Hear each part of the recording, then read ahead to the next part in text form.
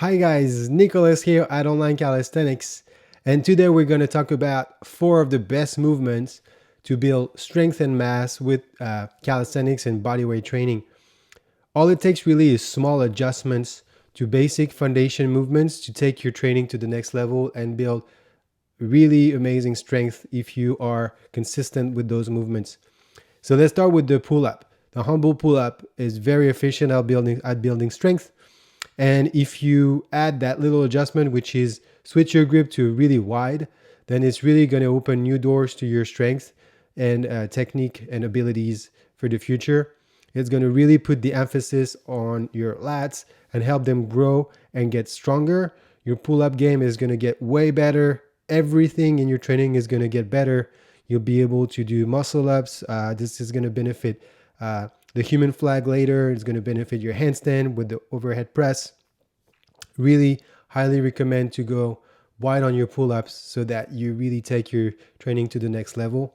I'm going to go into details about what to pay attention to during the movement.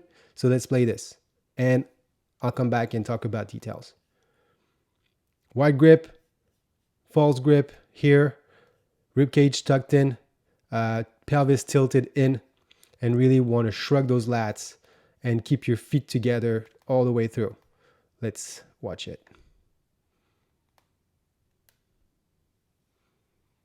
Bring your chin over the bar, always. I'm going to pause here and just talk about that little circuit here on the right.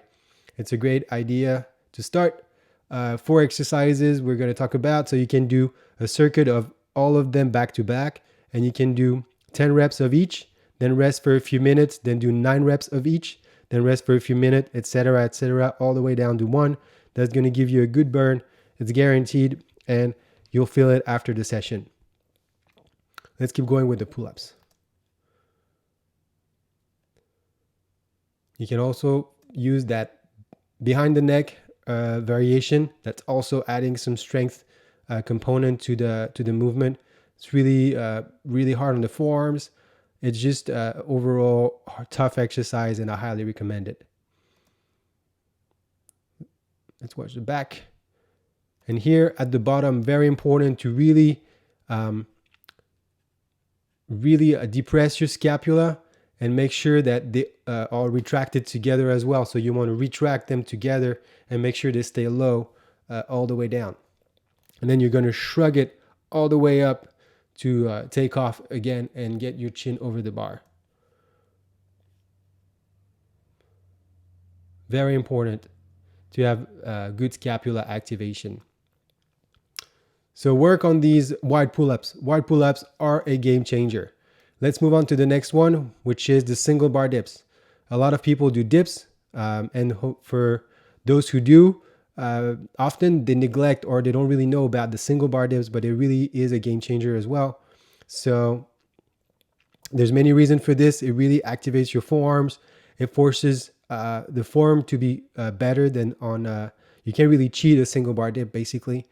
And you have to respect the whole form throughout the movement to get the best results with it. So keep your wrist high here. We're going to bring the chest all the way down to the bar.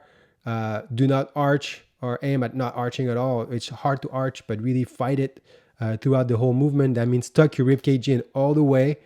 You want to push in your abdomen and tuck your pelvis in. So reverse it. Don't let your belly sag forward basically when you do the movement. Glutes engage, everything is engaged, and you want to protract your scapula and your shoulders forward when you finish the movement. That means that you're going to have what we call a pike up at the top of the movement. That's going to really engage the core at the top, and you want to keep that engagement all the way through the dynamic movement. So try to practice this as often as possible to make some progress. So let's see how it works in practice.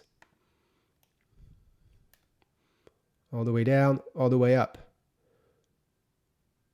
Important detail here is to have your biceps facing forward at the top of the movement. That's a very important detail that helps basically keeping your shoulders open, and that allows you to round your back and engage your core at the top. So don't forget that detail. It's a crucial one. Inhale at the bottom, exhale on the way up.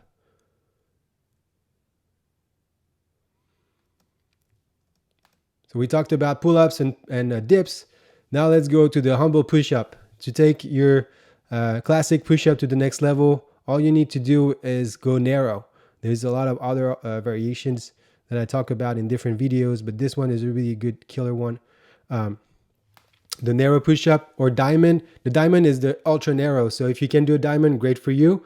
If you can't, you can go a little bit wider than that. That helps you navigate that elbow flare out, which you don't want. You don't want to flare your elbows out. So opening the gate a little bit within your hands helps you not flaring your elbows. So make sure that you keep your elbows tucked in the whole way throughout the movement, and work your way in to the real diamond in the future.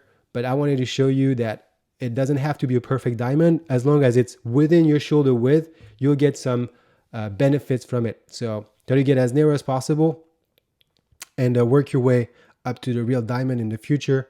Key element here again, don't flare your elbows out, so keep it in. You want to round that back and tuck your pelvis in and your rib cage, just like you do on the dips, and that all the way through. I see a lot of people sagging on the way down and trying to really like press up and correcting their form on the way up. Try to get both on the way down and the way up. That's how you really make progress.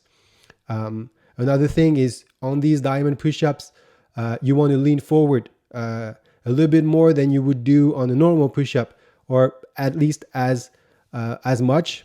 The common mistake is to do it too high. So people are going down and they're facing their hands with their face at the bottom, or I'm exaggerating, but what it does is it makes your traps work way too much, and they're in the way.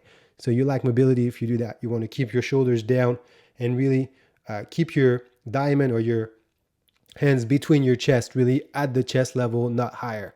Let's see how it works.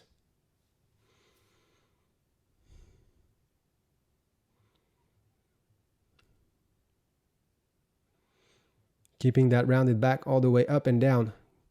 Get your toes solid here. Just detail here, but toe position, really important. Don't step on your feet. Just make sure that your feet and legs are engaged throughout the whole motion. Keep that back rounded. Exhale on the way up and round up.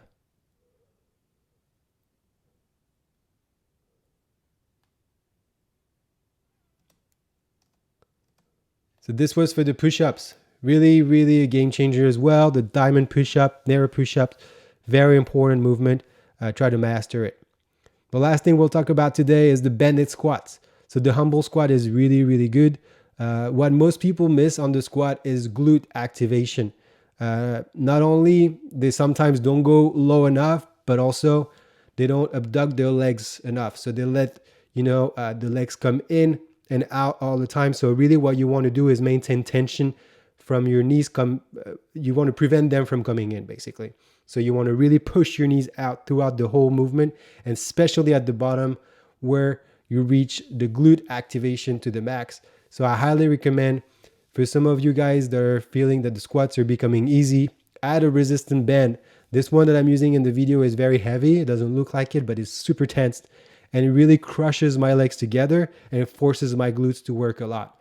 So you can do those squats. Make sure you keep your back straight, that you pass your knees down with your glutes. See here, I'm slightly under my knees, which is great glute activation. You want to keep the pelvis tilted. Those rules that we talked about, they work as well for the squat. Make sure that you ground your feet properly and that your knees are staying away from coming in. That's really the main cue here. And at the bottom of the rep, you can also do a few reps of knee abduction. That means like pushing your knees away from each other, and you're going to see it's really burning. It won't go that far because the range of motion is very small, but I guarantee you will feel your glutes from these, and work your way up until it's comfortable. So let's see how it works. Exhale on the way up, and make sure to tilt here at the top of the movement. You really want to tuck that rib cage in and the pelvis as well, just like we did on the other exercises.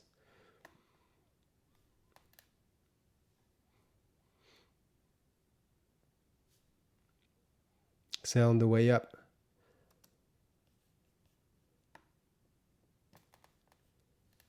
So that's it for today, guys. We talked about wide pull-ups, single bar dips, narrow push-ups, and bedded squats. These are very, very efficient at building strength. I promise you results. Be consistent with it. Just don't do it once and then go back to your normal routine. Really implement that as often as possible, and you will see progress from these, I guarantee. As always, give the video a thumbs up if you find it helpful. Subscribe to the channel so that it helps others find the video as well. Drop any question in the comment. Of course, I didn't mention, but all these movements are in our programs at onlinecalisthenics.com. We have monthly memberships and yearly memberships. They're built around full content. You get everything in the course when you sign up. There's a lot of different levels. There's hundreds of videos, a lot of different workouts. Check it out. We have some free ebooks here. You get the link in the bio under that video here. So feel free to follow up. Let me know if you have any questions, and I'll be back next week with a new video. Thank you, guys.